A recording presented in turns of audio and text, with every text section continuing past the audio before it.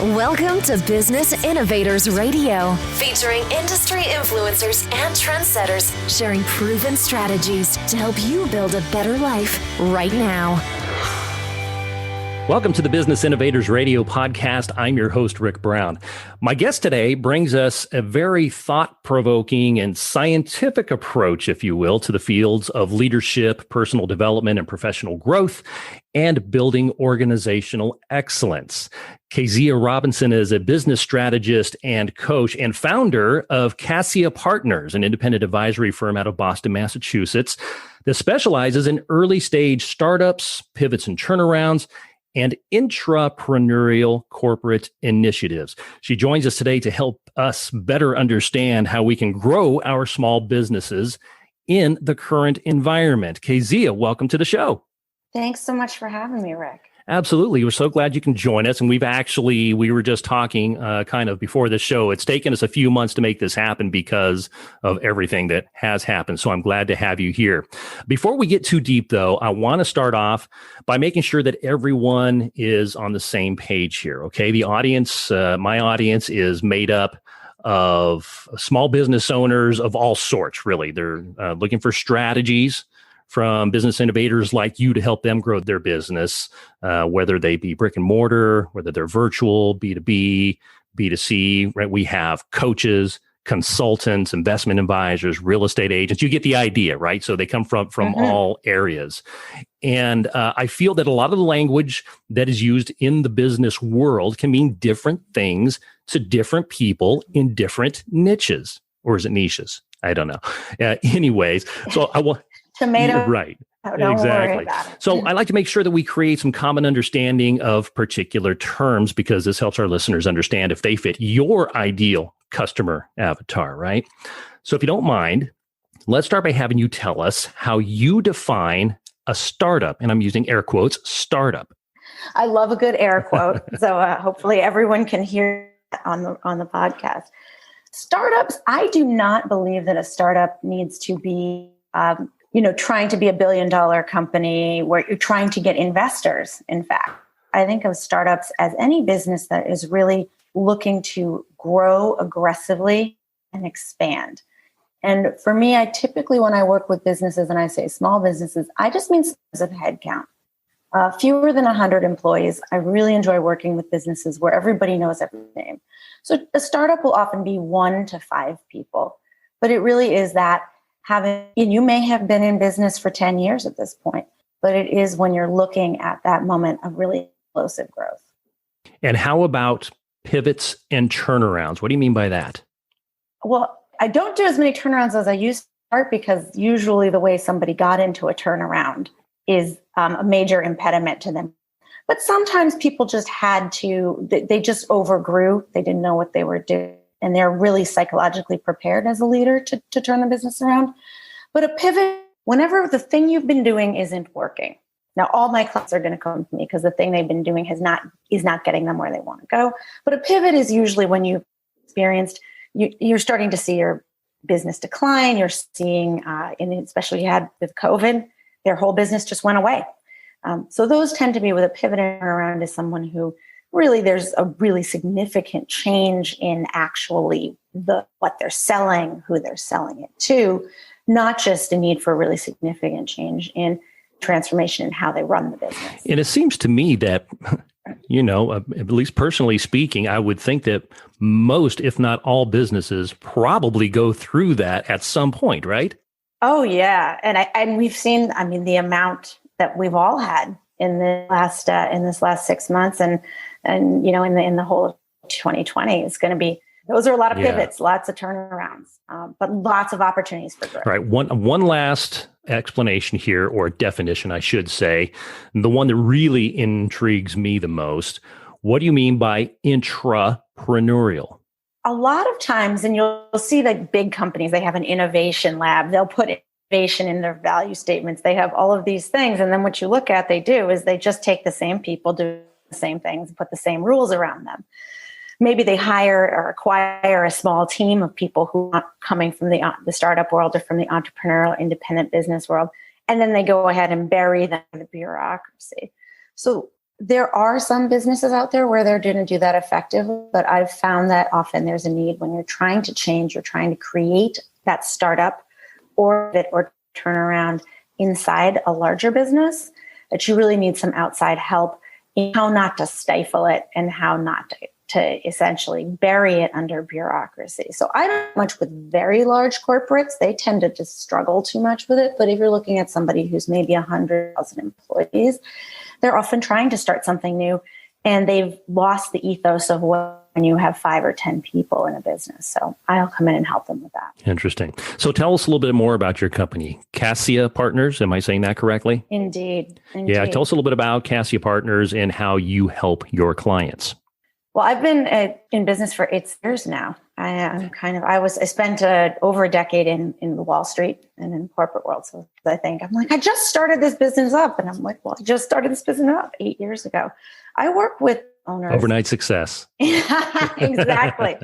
And it's as many people can relate. We always are hearing from our friends who still work in corporate. They go, oh, it must be so great for yourself. And I always say, yeah, but my boss, she's a real pain in the ass.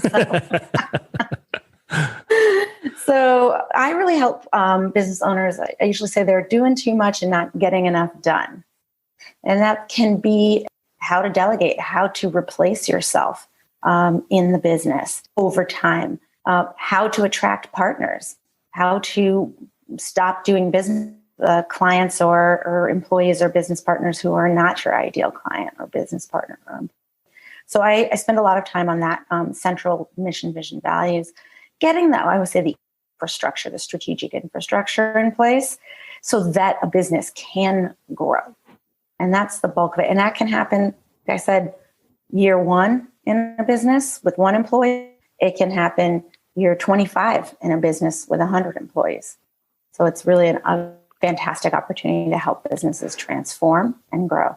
So how do you put strategic infrastructure into a small business that is essentially a solopreneur?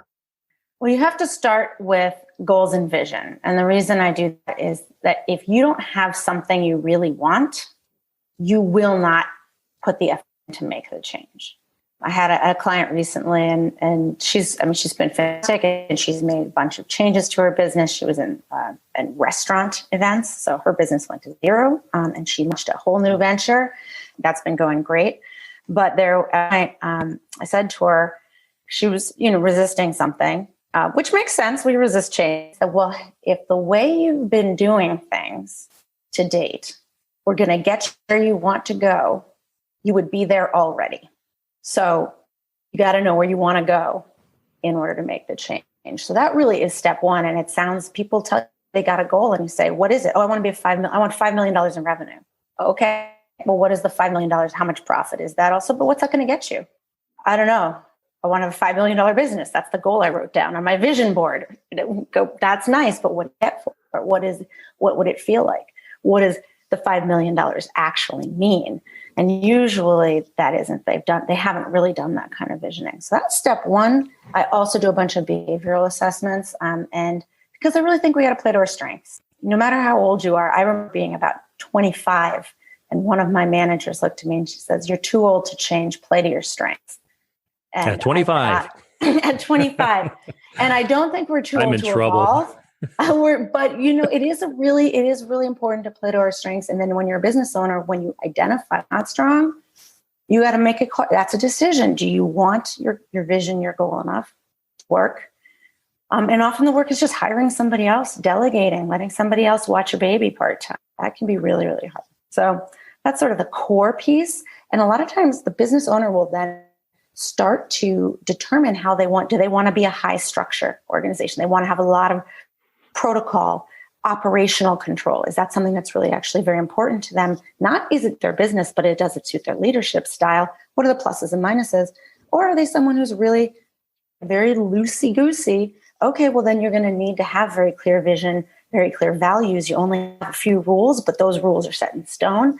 I'll work with them on that. So I'm really trying to let the owner run a business that they're most likely to succeed in.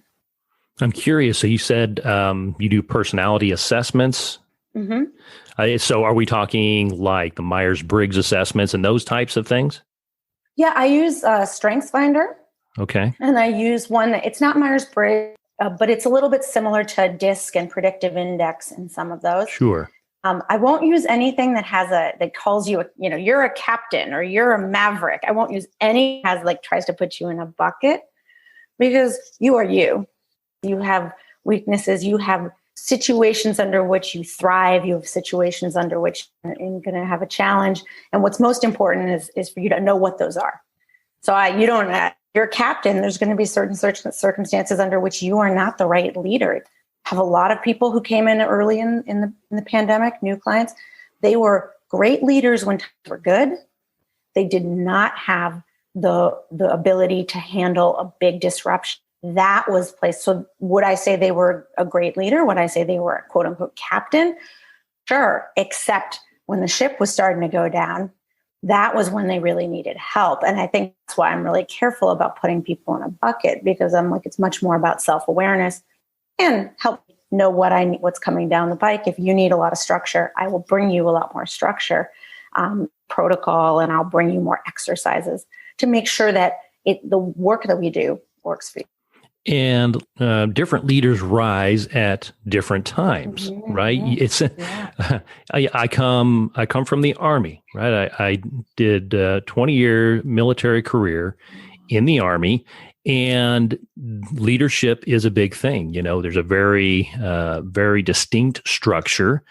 And we learn in the military that, yes, there is a chain of command and you have leadership. And by the way, we learn that leadership is the ability to influence others by providing purpose, direction, and motivation.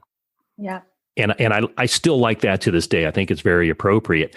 But there are certain situations where you have junior troops or junior people in your organization that can step up and take the lead in certain situations, right? Absolutely. And that's often really hard for small business owners to know. They won't train. I've had some great clients where a lot of the work we did was just, they had talent inside the organization. They had hired great people. They hadn't provided them any training. And then they were expecting them to perform at the standard that they had been performing at without any training. So I often talk about baby steps to delegation and the acceptable error rate. And I think that when you think about it like that, you start to see, okay, well, this person stepped into the breach. They may not be doing it. Sometimes they're actually doing it better than you are. You just can't see it because they're doing it differently. But let's look at that. Let's look at that initiative, and let's look at the best definition of leadership. And one of them, and yours is fantastic, and there's a lot of them. But one of them was, you look at who people are following when you want to find a leader. And that if asking yourself, who are people following, you will often find the leaders. And that's often somebody who steps in and whether they're a stabilizing force, whether they provide direction, whether they're creative. It will depend on what the organization needs. But they will naturally attract people to them, and people will want to follow them. And I think that's a really important definition. And you see it right now as who's the team leader. And it won't be the person you thought it was. Right. I find it interesting. I think a lot of people are scared. I don't know if scared's the right term, but they're apprehensive about providing more training, whether it be leadership training or skills training, because they don't want to lose their position, right? If I train you and teach you to do what I do and to know what I know, then my job's in jeopardy and you're going to take over and I'm out on the street. What do you think about that thought process? Well, if you think that's, and in this speak, right, abundance and scarcity, right? That is absolutely a zero-sum game, right? So if somebody else rises, I must be out. And especially when we're in a tight economic time, as we're going into, but you see like the long-term social disruption and the all of this that we look around us, a lot of the challenges we've had have come from this idea that if someone else is better, I must be doing worse. And when you really step back and go, especially as a leader, I want the best people following me. If I place myself, I have put myself out of a job. That's because that work is below my pay grade. Now I'm doing work that's at my pay grade. And I think that especially for business owners, like, do you ever want to sell this business? Do you ever want to grow this business, franchise this business, whatever it is you want to do? Okay, well, you cannot be the only salesperson. People don't want to delegate that. And they go, well, what would I do? And I'm like, well, this is where the goal comes in, because what would you do? You're never going to do that, right? If you don't know what you do, if you were out on the street, or if you were the VP of your division, or if you were the CEO, if you don't know what you would do then yeah, you're going to have that scarcity mentality and try to protect your position. Yeah. And there's a quote that I've seen kind of making the rounds lately on social media. And for the life of me, I don't remember exactly how it goes or who said it. So apologies to them. But something to the effect of, you want to train people to the point where they can grow out of their job and move on, but you treat them in such a way that they don't want to leave their job. And that's how you grow the leaders in your organization, right? By giving them everything they need to succeed, but treating them well and giving them a place that they feel like they have input, that they're being listened to, and that they have a real impact on the overall strategic goals. I mean, I wish maybe some people have had the good fortune to never work in an organization or never be inside a team where people were out for themselves. But often even the team is just out for themselves. So they say, well, no, I'm not just about me. I care about my team. And it's like, well, if I met your team at a cocktail party, would the team just talk about itself? And I had a client once, a large corporate client. They would just talk about themselves. They were so fixated on they got from the client, what they got from the investor. And they could not see how they were creating value. And ultimately, I was only able to help them in a little bit, but I wasn't able to help them further than that, because you have to be thinking about what you create. And if you're sitting there going, part of the value I create, growing these incredible leaders. And if they leave me, then I did my job. If they stay with me, then I did my job. Yeah, absolutely. And I'm kind of thinking in my head as you're saying this. So going back to my military career, I was even a drill sergeant at one point, right? And so I was training brand new soldiers how to be soldiers and how to become leaders, et cetera. And so I retired from the military 10 years ago, and I am now seeing, because I continue to follow the career field that I worked in the military, and I'm starting to see those young soldiers that I helped start their military career in this training are now elevating to the most senior ranks in their career, which is so cool to see. And again, I would tell them, I'm not trying to teach you and to train you to be as good as me. I'm trying to train you to be better than me. And I am seeing that pay off from a distance, but it's just so cool to see. And I think if people could really kind of wrap their brain around watching somebody else's success because you had a little piece to do with it, it's super rewarding, I think, is the word I want to use. So listen, we've not even hardly scratched the surface on what we want to talk about here. Real quick, I do want to ask you to describe who your ideal client is. What are the kind of companies specifically so they can self-identify to say, yes, this is for me? Well, I am agnostic. So one of the things I say is fewer than 100 employees, but I work with solopreneurs. Mostly I'm looking for the characteristics of them, which is somebody who they know they're playing small ball. They want to be somebody, they want to do something, they want to make an impact. They care about the world beyond themselves. And that's a really big characteristic is this, I'm bigger than this. My business is bigger than this, but I'm not sure how to get there. What I often find is that actually appeals to people who are in service businesses.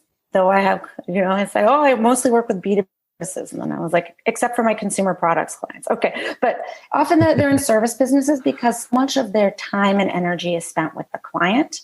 So I have real estate firms, marketing firms, web development. I've done some with lawyers. So again, it's not going to be everyone. It has to be someone who's looking to grow and typically to grow something that will exist beyond them, that will have legs and legacy. What do you think are some of the fears that people have with working with somebody like you, with a business coach, with a strategic thinker like you? Well, Most people will cost, but that is not the experience that I actually have. And this is one thing. And you have such an amazing marketing and communications background. There's sort of Margaret Mead, famed for having said, what people say, what people do, and what they say they do are entirely different things. So a lot of times people will put up cost. It isn't really cost. I'm not inexpensive, but there are coaches out there who cost more than I do. Usually it's the having to reckon with the vision, having to want something, really want something, and having to reckon with all of whether it's the voices in your head, it's the expectations you put on yourself, it's the way you set up an infrastructure, it's the lack of process, there's embarrassment about it. So it's a big mental, emotional energy investment. I do a lot of work with people on how do we free mental, emotional energy by getting stuff off your plate you shouldn't be doing, getting clients out of the book you shouldn't have. But there's that investment. And that's the thing that people are hesitant about, because you have to want to kind of rip down, it's a full renovation. So you got to have an interior design client and does the whole home renovations. So I say, you got to get down to the studs sometimes in the business. And if you're the owner, then that means you're getting down to the studs. A lot of that is you and how you want to lead the business. So that's typically the biggest limitation for people. Yeah, it's in admitting a little bit of defeat, or admitting, that, I've stumbled. Yeah. I'm having challenges. Or you're not yet where you want to go. So I think, but it presents in a lot of different ways. I have had people to me say, I need a new brand. It's really, they need a new business. I had somebody came in and he's, I need a new strategy. I said, great, send me your strategic plan. And he looked at me and he said, so you need a strategy? I said, yes. So I had someone in and they said, my accounts receivable have blown up. And it really was about the fact there wasn't press and there were client issues. So I will say that what we identify, again, what we say, what we do, what we say we do, what we identify as the problem is often a symptom of some larger strategic issues. But there's infinite potential, and there's infinite potential in every one of my clients. There's infinite potential in every person. It's up to you. It takes two to tango. I will bring every tool I have. I will bring all of my focus and attention and all of my support, but you have to show up and do the work. This might be a little bit of a redundant question, but I want to ask it anyways. What are some of the triggers that business owners, organizations should look at that would eventually push them to reach out to you, right? So how do they understand that the time is now to get some help with this? I find a lot of times they're thinking they need to hire people to do tasks that they don't want to do. So they'll say, I can't handle, I had a client once, the CEO in a small insurance company. It's grown quite a bit since then. She was like, I need to hire more people. I can't handle the influx of my leads. What she really needed to do was change her process and train the people she had. She ended up letting 2 people go. So there's often a sense that I had some coming in, again, with the accounts receivable, I need to hire somebody to handle accounts receivable. It's like, no, you need to stop taking clients who don't pay you, right? So there's often people are coming in. And so the nice thing with that is I can usually very quickly pay for myself by convincing you not to hire anybody. But that's often there's a sense like I need something, solution exists outside of me. And a lot of the work I do with people is you have the power, the solution is yours, right? The decisions that need to be made in this business, what do you value? Who do you want to serve? What products really matter to you to bring to market? How do you want to create value? Who do you want to do business with? I cannot tell you those. Those answers all belong to you.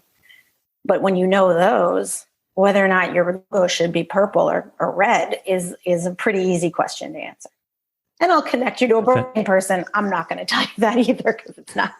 I'm like, I like red better than purple. That doesn't help. But I want you with a branding expert who will help you figure out what's going to play best for the market. Yeah, nice. We could go into even more great detail on this, but I want to be respectful of your time. And before I let you go, I do want to shift gears just a little bit here. So are you familiar with the Proust questionnaire? I am not. And now I'm going to start using it with clients.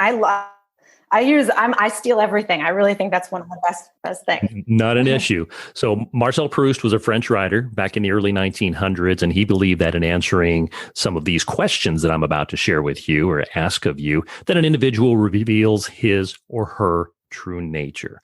They're pretty harmless, actually. Is this right up your alley. The actor's studio with James Lipton? Yes, I am from it. Okay. They're pretty harmless, and really the whole idea is answer with the first thing that pops into your mind. And if you feel though that you want to pass, you certainly can. See, this is you who normally are probably digging into somebody else's personality. Now we're turning the tables on you. So this should be fun. What is your idea of perfect happiness? Oh, I'm a big fan of a sort of emotional and physical coziness. So you think maybe curling up by a fire with some friends, having some hot chocolate. So I that is my kind of idea of perfect happiness. I like that. What pisses you off? And by the way, I may have thrown in a few of my own questions. I don't know that these are all necessarily true. I don't remember that from James Lipton, but I think that scarcity mentality, that really frustrates me when people are just committed to the insanity, right? They're committed to drama. That's the way it is. You know, the real, quote unquote, realism, using some air quotes, that really frustrates me because it takes the growth and it devalues that in other people. And it's a really good way to put someone else down who believes in themselves or believes in growth by saying, well, that's realistic, or you've never done that before. So that really does drive me. Which talent would you most like to have? I mean, doesn't everyone say teleportation? That would be the best, That's a superpower, perhaps, especially these days. That's okay. That works. But talent, I would love to be a better singer. I'm a car singer, and I had lessons for a bit so that I would no longer hurt my voice. But I'd have to practice. What kind of singing? What genre of music would you like to sing? Oh, I love country. I love R&B. Rap, but you have to be able to breathe. Really, that's an act. Rapping is very hard. A lot of times people dismiss it as an art form, but it's actually extremely difficult. Disco. I like almost everything. Disco. Look at you going old school. Oh yeah. All right. So when can we expect the album to drop, as the kids say? You have a favorite author or a favorite book or just one that pops out in your mind right now that you really like? I haven't read his last book, but Kazuo Ishiguro, I really, really love him. He's a Japanese author. He's most famous, I think most people know him for writing The Remains of the Day and Never Let Me Go, which were turned into movies that were nowhere near as good as the book. They never are. He writes in English. And I have if you're familiar, was also Russian, wrote in English. There's something about people who started in a different language and then write in English, the richness and the way they really love, to your point about words at the beginning, like they just use words in a really specific and different way that you don't if you've grown up saying the same 20 things over and over again. Yeah, they're very, very deliberate. Yeah. What is giving you hope right now? I think we shared before, I actually, my grandmother passed this week and we went and we did get family together in a socially distant capacity to bury her, and drove from fairly long distances, and they were willing to, the idea that someone can show up, they'll wear the mask the whole time. They won't complain about it. They'll 6 feet away. They won't complain about it. Because that's not what it's about. It's about us being able to connect with each other. And that really gives me a lot of hope when I see how people are putting the effort in, even though it's uncomfortable and it's not as much fun as going to a bar and sitting right next to someone. That really seeing people put that effort in to be safe and to connect, whether it's virtually or in person, that really gives me a lot of hope. Well, I think Proust would approve. That was a wonderful answer, and condolences to you, by the way, for the loss of your grandmother.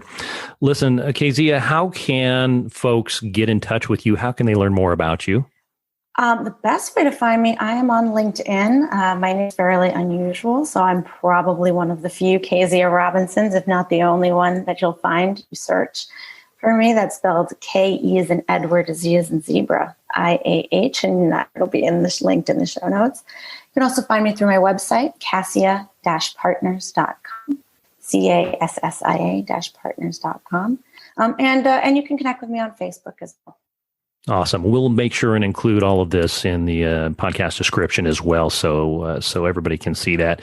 Keziah Robinson, business strategist and coach, CEO of Cassia Partners. Thank you so much for taking some time and helping reconnect with me and spending some time with us today. I really appreciate it. Thank you so much, Rick, for having me. It's been fabulous. And that's it for this episode of the Business Innovators Radio podcast. I'm your host, Rick Brown. Until next time, keep innovating. Thanks for listening to Business Innovators Radio. To hear all episodes featuring leading industry influencers and trendsetters, visit us online at businessinnovatorsradio.com today.